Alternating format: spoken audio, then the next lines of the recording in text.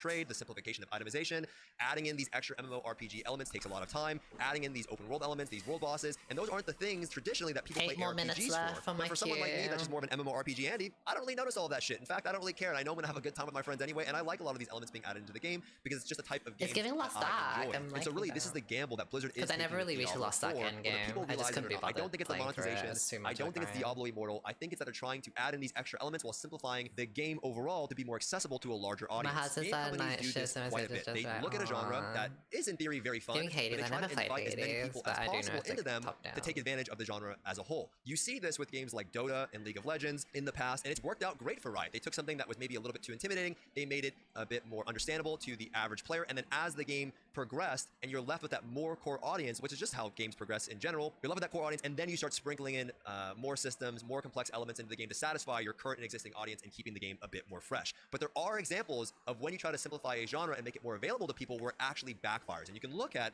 that same MOBA genre with like League of Legends and Dota and then compare that to Heroes of the Storm. By removing some of those key elements that make the game fun, you then end up kind of taking away what makes the genre fun in general. And if you don't attract that general audience, and the game does just boil down to you spamming these nightmare dungeons over and over and over again, and people find that not that enjoyable, you may end up not grasping that audience and then alienating the audience that you initially designed the game for and the people that have been waiting for Diablo 4 for quite some time now. Now, the developers have been keeping the endgame loop pretty tight to the chest, and I tried my best to explain the endgame loop and what we know so far.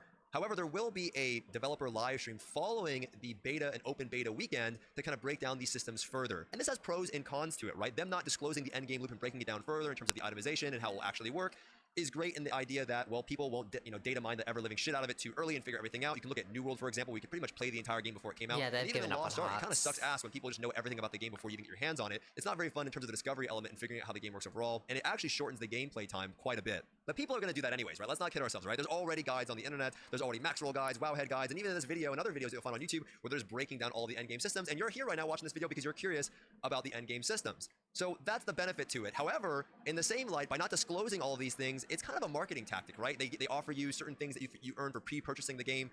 You get to play the beta ahead of time. You get to play the game 4 days early, which is essentially the actual launch date of the game. And who's not going to want to play the game when it actually releases with their boys, right? Like, you're going to want to play the game 4 days early. And in order to do that, you're going to have to spend $90, not the $70, the $90.